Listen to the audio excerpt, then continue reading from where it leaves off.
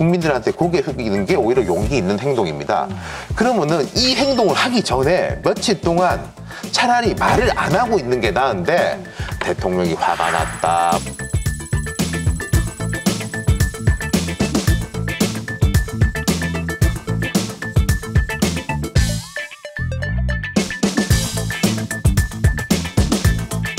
절대 물러설 생각이 없다, 뭐 좌파 공작이다라고 쭉 이렇게 말해 놓은 다음에 왜 행동을 하느냐. 화가 나더라도 속으로 예를 들어서 내부 회의에서 화가 날 수는 있고 하는데 그걸 막 언론에다가 내가 화가 나 있다는 걸 다 알린 다음에. 대통령이 왜 불쾌하는 그 지점을 좀 보셨으면 좋겠어요. 지금 비례대표 공천만 하더라도요, 공천 명단을 정무수석실에 통보하듯이 발표 직전에 알렸어요. 이런 부분에 대해서 굉장히 기분이 불쾌하신 겁니다. 한동훈 위원장한테 공천 관리 잘 하라고 맡긴 거지 네 맘대로 하라고 맡긴 건 아니다. 이런 취지죠. 제가 이런 비유를 많이 드는데 축구를 잘하는 프로 선수는 옛날 상균 같은 분들은 공이 날라오면 바로 한 번에 딱 잡아서 자기 발을 두잖아요. 아마추어들은 그 공을 잡으려고 발을 딱 들면 뒤로 빠지거나 아니면 자기 발 맞고 상대방한테 공이 가거든요. 그렇기 때문에 그때 하는 거는 한 발 뒤로 물러나서 원바운드로 받는 게 좋습니다. 그래서 제가 문재인 정부 때도 그 얘기를 많이 들었는데 반박 강박증이 있는 것처럼 어떤 이슈가 나오면 득달같이 청와대가 나와서 반박을 해요. 그러니까 잘못한 것을 인정하지도 않고 사과하지도 않고 책임지도 않고. 그런데 지금도 마찬가지거든요. 그렇게 할 필요가 없어요. 조금 여유가 있게 어떤 비판이 오더라도 대통령실은 인정하고 싶지 않으면 그런 시각이 있다는 것도 잘 알고 있습니다. 그런 우려도 알고 있습니다. 아, 그렇게 지적할 수도 있습니다. 이렇게 얘기해 준 다음에 얘기를 했습니다. 딴 건 몰라도 대통령실은 정무적 판단을 해야 되는 곳이거든요. 냉정하게. 여기야말로 가장 냉정해야 되는 곳이에요. 딴 데서는 흥분한다 그래서 여기서는 자제시키고. 근데 여기가 제일 뜨거워. 근데 나가가지고 선거할 사람들은 딱 보니까 저거 가지고는 안 된다는 걸 알거든. 자기가 바로 그냥 접하면 안 되잖아요. 그래가지고 그 분위기를 전달하는 거니까 제발 우리가 지금 뛰고 있으니까 제발 좀 조용히 좀 해달라. 그랬더니 우리를 배신했네? 이런 식으로 지금 비난하는 거잖아요. 3월 이전까지 한 달 동안 분위기 좋았지 않습니까? 국민의힘도 분위기 좋고 대통령실도 분위기 좋았는데 대통령실 분위기 좋았을 때 우리가 한번 복귀해보죠. 대통령과 대통령실에서 나오는 워딩들이 전부 다 민생, 철도, 물가, 지하철 이런 이야기였어요. 모든 단어들이.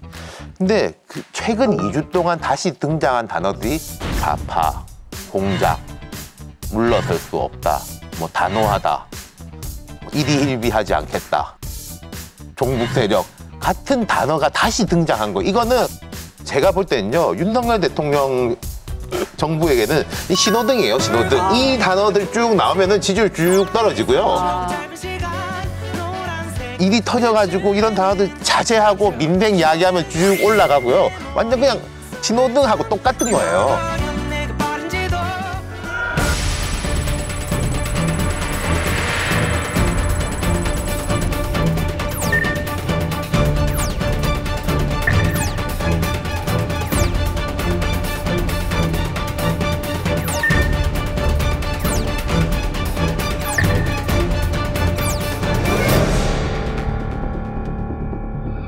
그러면 제가 답답한 것은 이 신호등이라는 게 예를 들어서 외국에서 무슨 유가 파동이 터진다든지 전쟁이 난다든지 이런 건 우리가 어찌할 수 없는 거지 않습니까? 근데 이 신호등에 불을 켜는 거는 대통령이에요.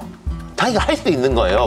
파란불 켤지 빨간불 켤지. 근데 빨간불 들어와가지고 이제 막 비판받으면은 파란불로 바꿔가지고 민생, 경제 이런 이야기 하다가 욕을 먹더라도 퍼주기냐라는 욕 먹는 거는 나쁜 욕이 아니거든요. 논쟁할 수 있는 욕인데 좌파 우파 이렇게 욕 먹고 싸우는 거는 그냥 마이너스예요, 무조건. 이거를 대통령 평가가 안 되게 하려면 한동훈 위원장 원톱으로는 안 됩니다. 이재명 민주당이 원톱이 완전 완벽한 원톱의 원보이스가 됐잖아요. 네. 그 정도가 대비시켜서 우리는 이런 분들이 대선 경쟁을 할 거예요. 공동선대장 형식으로만 안 치지 말고 원희룡이다, 안철수다, 지금 나경원이다. 근데 많은 분들, 그런 분들까지 보이게 해서 우리는 이런 분들이 차기로 넘어갑니다. 대통령한테는 좀 네임덕에 들어가는 미안한 얘기지만 예. 지금 대통령 얼굴이 드러날수록 선거가 안 되잖아요. 그러면 이 얘기를 한동훈 위원장이 자기만 스포트라이트 받고 셀카 찍고 혼자 얘기할 게 아니라 이분들이 좀 보조적으로 하는 게 아니라 다 뛰어들어서 같이 싸우자라고 해줘야 돼요. 그 공간을 열어줘야 된다고 저는 봅니다. 이번 충돌을 보는 야권의 시각은 이렇습니다. 윤한 2차 충돌인가 아니면 2차 약속 대련인가. 윤석열 대통령이 자신이 조종할 수 있는 로봇 아바타인 한동훈 비상대책위원장을 세워놓고 이번 총선의 책임을 회피하려고 했던 것은 만천하가 다 아는 사실입니다. 한동훈 위원장이 지난 1월 23일 눈 내리는 서천시장에서 윤석열 대통령과의 현대판 카노사의 굴욕 사진이 찍혔던 것이 불현듯 떠오릅니다. 유권자에게는 선체로 죽겠다며 센 말을 내뱉지만 윤석열 대통령 앞에서는 윤석열 대통령의 꼭두각시로 비춰졌던 것입니다. 제2차 약속 대련, 제2차 서천판 카노사의 굴욕을 연출할 것이 아니라면 윤석열 대통령의 당무 개입의 고리를 당장 끊어내십시오. 이종섭 장관을 불러서 이미 공수처에서 저기 수사를 받고 있고 해놓는데 그러면 둘러라. 그럼 호주에서는 어떻게 볼 것이며 전 세계 외교가에서 어떻게 보겠습니까? 저는 상당히 늦었다 보는데 이 역시 국민들 눈에서 약속 대련을 비치면 또 다른 비판을 받게 될 겁니다.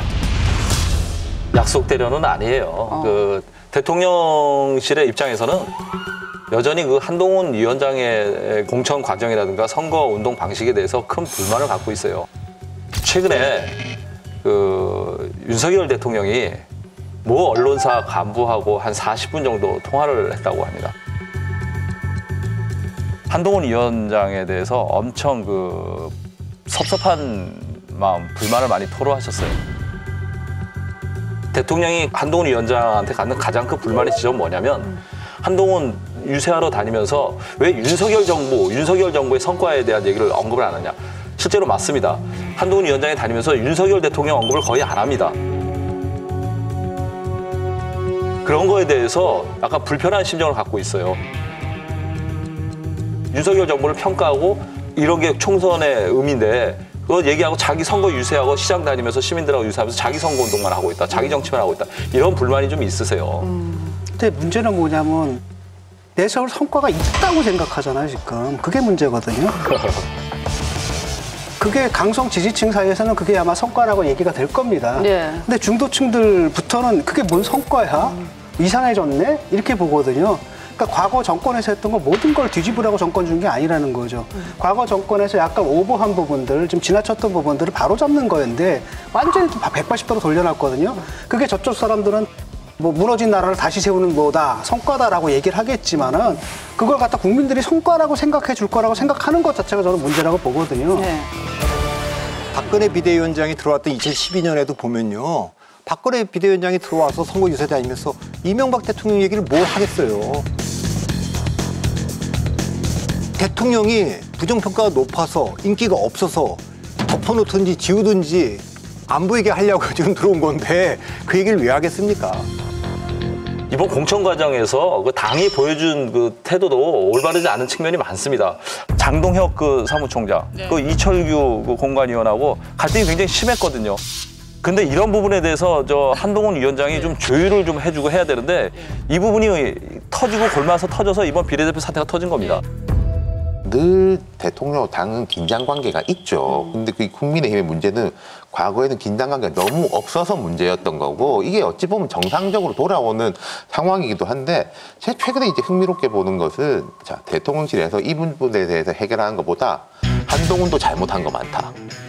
라는 식으로 해결을 하고 있다는 거죠. 그러니까 이른바 이제 용감한 분들 뭐 한동훈 뭐 좌파나 다름없다 뭐 민주당 출신들만 한다라고 공격 그러니까 이 답을 하는 게 아니라 같이 너도 끌어내리는 식으로 해결을 그럼 다 망하는데. 그렇죠. 그럼 공평하게 인기가 없어지는 거죠. 왜 너만 인기 있어 이렇게 공평하게. 하면서